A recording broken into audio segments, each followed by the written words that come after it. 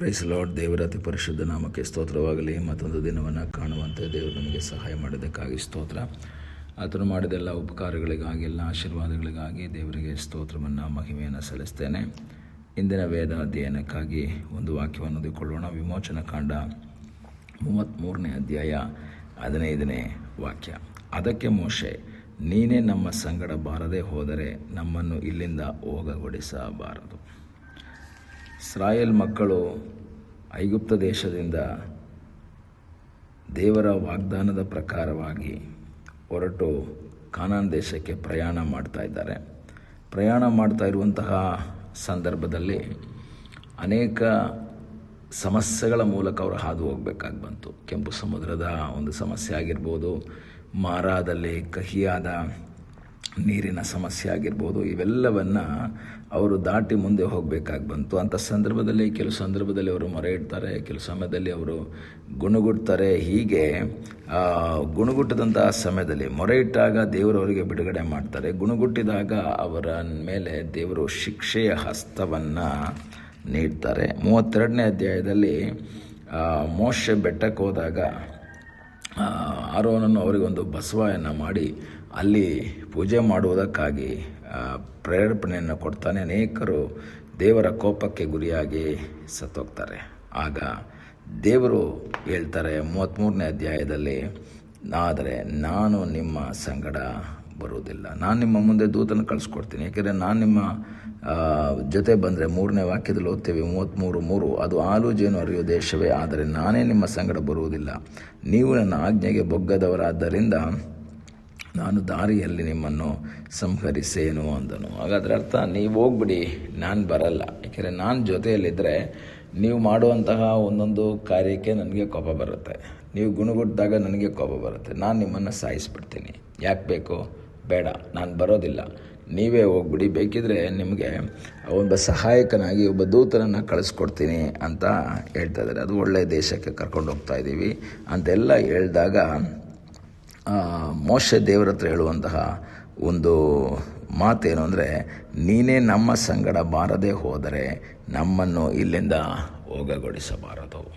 ದೇವರ ಸಾನ್ನಿಧ್ಯವನ್ನು, ದೇವರ ಒಂದು ಮಾರ್ಗದರ್ಶನವನ್ನು ಮೋಶೆ ಎಕ್ಸ್ಪೆಕ್ಟ್ ಮಾಡೋದನ್ನು ನಾವಿಲ್ಲಿ ನೋಡಬಹುದು. ಕೆಲವು ಸಂದರ್ಭಗಳಲ್ಲಿ ನಮಗೆ ದೇವರು ಆಲೋಚನೆಯನ್ನು ಕೊಡ್ತಾರೆ, ದೇವರು ಮಾರ್ಗದರ್ಶನ ನೀಡ್ತಾರೆ. ಆದರೆ ನಾವು ಅದಕ್ಕಿಂತ ಹೆಚ್ಚಾಗಿ ಮನುಷ್ಯರ ಮಾರ್ಗದರ್ಶನ, ಮನುಷ್ಯರ ಇಷ್ಟವನ್ನು ನಾವು ನೆನೆಸ್ಕೊಳ್ತೇವೆ, ಆಸೆ ಪಡ್ತೇವೆ. ಆದರೆ ದೇವರು ಹೇಳ್ತಾ ಇದ್ದಾರೆ, ಇಲ್ಲ, ನಾನು ನಿನ್ನ ಸಂಗಡ ಬರೋದಿಲ್ಲ. ಯಾವಾಗ ನಾವು ಮನುಷ್ಯರ ಆಲೋಚನೆಗೆ ಹೆಚ್ಚು ಪ್ರಾಮುಖ್ಯತೆ ಕೊಟ್ಟು ದೇವರ ಆಲೋಚನೆಗೆ ನಾವು ಕಿವಿಗೊಡದೆ ಹೋದಾಗ ದೇವರು ಹೇಳುವಂತಹ ಮಾತೇನು ಅಂತ ಹೇಳಿದ್ರೆ, ನಾನು ನಿಮ್ಮ ಸಂಗಡ ಬರೋದಿಲ್ಲ, ನಾನು ನಿಮ್ಮ ಜೊತೆ ಬರೋದಿಲ್ಲ. ಆದರೆ ಮೋಶೆ, ಆಯಿತು ಸ್ವಾಮಿ, ದೂತರನ್ನು ಕಳಿಸ್ಕೊಡ್ತೀಯಲ್ಲ, ಸಾಕು, ಅವ್ರ ಜೊತೆ ನಾವು ಹೋಗ್ತೀವಿ. ಅಲ್ಲಿಗೆ ಬಂದ ಮೇಲೆ, ಕಾನಾನ್ ದೇಶ ತಲುಪಿದ ಮೇಲೆ ನೀನು ನಮ್ಮ ಜೊತೆ ಬಾ ಅಂತೇನು ಹೇಳ್ತಾ ಇಲ್ಲ. ಮೋಶೆ ಹೇಳ್ತಾ ಇರುವಂಥ ಒಂದು ಮಾತು, ನೀನು ನಮ್ಮ ಸಂಗಡ ಬರಲಿಲ್ಲ ಅಂದರೆ, ನೀವು ನನ್ನ ಜೊತೆಯಲ್ಲಿ ಇಲ್ಲ ಅಂದರೆ ನಮ್ಮನ್ನು ಇಲ್ಲಿಂದ ಸ್ಟಾರ್ಟ್ ಮಾಡೋಕ್ಕೆ ಅನುಮತಿ ಕೊಡಬೇಡ. ಪ್ರಿಯ ದೇವರ ಮಕ್ಕಳೇ, ಈ ವಾಕ್ಯದ ಮೂಲಕ ನಾವೇನು ಅರ್ಥ ಮಾಡ್ಕೋಬಹುದು ಅಂದರೆ, ದೇವರ ಸಾನ್ನಿಧ್ಯವಿಲ್ಲದೆ, ದೇವರ ಪ್ರಸನ್ನತೆ ಇಲ್ಲದೆ ನಮ್ಮ ಜೀವಿತದಲ್ಲಿ ಒಂದು ಕ್ಷಣನೂ ಸಹ ಇರುವುದಕ್ಕೆ ಸಾಧ್ಯವಿಲ್ಲ, ಒಂದು ಸ್ಟೆಪ್ ಸಹ ಮುಂದೆ ಇಡುವುದಕ್ಕೆ ಸಾಧ್ಯವಿಲ್ಲ. ಈ ದಿವಸಗಳಲ್ಲಿ ನಾವು ಮನುಷ್ಯರ ಆಲೋಚನೆಗೆ ವಿಧೇಯರಾಗದೆ, ಮನುಷ್ಯರ ಇಷ್ಟವನ್ನು ಮಾಡದೆ ದೇವರ ಚಿತ್ತಕ್ಕೆ ನಾವು ವಿಧೇಯರಾಗಬೇಕು. ದೇವರ ಚಿತ್ತಕ್ಕೆ ನಮ್ಮನ್ನೇ ನಾವು ಒಪ್ಪಿಸಿಕೊಡಬೇಕು. ದೇವರೇ, ನೀನು ನನ್ನ ಜೊತೆ ಬರಬೇಕು ಸ್ವಾಮಿ, ನೀ ನನ್ನ ಜೊತೆಯಲ್ಲಿ ಇಲ್ಲ ಅಂತ ಹೇಳಿದ್ರೆ ನನ್ನನ್ನು ಇಲ್ಲಿಂದ ಕಳಿಸ್ಬೇಡ ಸ್ವಾಮಿ. ಈ ದಿವಸ ಕರ್ತನಿಗೆ ಹೇಳೋಣ, ಸ್ವಾಮಿ, ನನ್ನ ಸಂಗಡ ನೀನು ಬರಬೇಕಪ್ಪ. ನೀನು ಇಲ್ಲದಿದ್ದರೆ ನನ್ನ ಪ್ರಯಾಣ ಅದು ವ್ಯರ್ಥವಾಗಿ ಮಾರ್ಪಡ್ತದೆ. ನೀನು ನನ್ನ ಸಂಗಡ ಇರಲಿಲ್ಲ ಅಂದರೆ ಒಂದು ವೇಳೆ ನಮ್ಮ ಜೀವಿತದಲ್ಲಿ ಕಷ್ಟದ ಮಧ್ಯದಲ್ಲಿ ನಮಗೆ ಸಹಾಯ ಯಾರೂ ಇಲ್ಲ. ಕೆಲವು ಸಂದರ್ಭಗಳಲ್ಲಿ ನಾವು ದೇವರಿಲ್ಲದೆ ಹೋಗುವುದಕ್ಕೆ ಇಷ್ಟಪಡ್ತೇವೆ. ಒಂದು ಸಾರಿ ಶಿಷ್ಯರು, ಯೇಸು ಸ್ವಾಮಿ ದೋಣಿಯಲ್ಲಿ ಹಾಗೇ ಕರ್ಕೊಂಡು ಹೋದರು ಅಂತ ನಾವು ನೋಡ್ತೇವೆ. ಯೇಸುವನ್ನು ಬಲವಂತ ಮಾಡಿ ಅವರು ಯೇಸ್ವಾಮಿಯನ್ನು ತನ್ನ ಜೊತೆ ಕರ್ಕೊಂಡು ಹೋಗ್ತಾಯಿದ್ರು. ಹೋಗೋ ದಾರಿಯಲ್ಲಿ ಅಲ್ಲಿ ದೊಡ್ಡ ಬಿರುಗಾಳಿ ಬೀಸ್ತಾ ಇದೆ.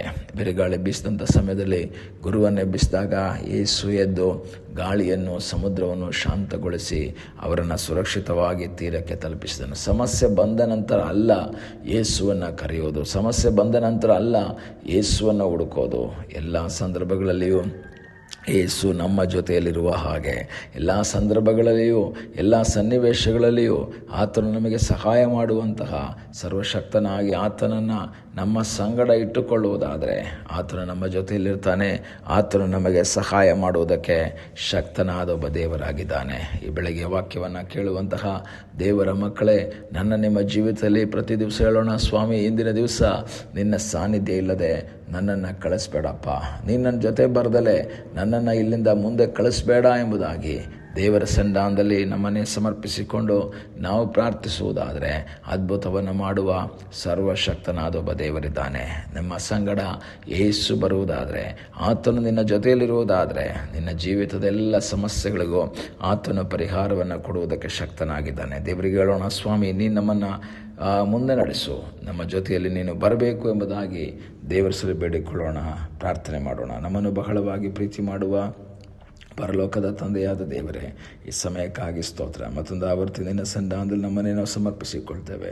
ನಿನ್ನ ಕೃಪೆಯ ಆಶೀರ್ವಾದ ಸಾನ್ನಿಧ್ಯ ನಮ್ಮ ಸಂಗಡ ಇರುವುದಕ್ಕಾಗಿ ಸ್ತೋತ್ರ. ನಮ್ಮ ಜೀವಿತದ ಪ್ರತಿಯೊಂದು ಸನ್ನಿವೇಶಗಳಲ್ಲಿ ನಿನ್ನ ಸಾನ್ನಿಧ್ಯ ನಮ್ಮ ಸಂಗಡ ಇರಲಿ. ನೀನು ನಮ್ಮ ಜೊತೆ ಬರಬೇಕೆಂಬುದಾಗಿ ನಾವು ಪ್ರಾರ್ಥಿಸ್ತೇವೆ. ಪ್ರಾರ್ಥನೆಯನ್ನು ಕೇಳಿದ್ದಕ್ಕಾಗಿ ನಿನಗೆ ಸ್ತೋತ್ರ. ಯೇಸುವಿನ ನಾಮದಲ್ಲಿ ಬೇಡುತ್ತೇವೆ ತಂದೆಯೇ, ಆಮೇನ್. God bless you.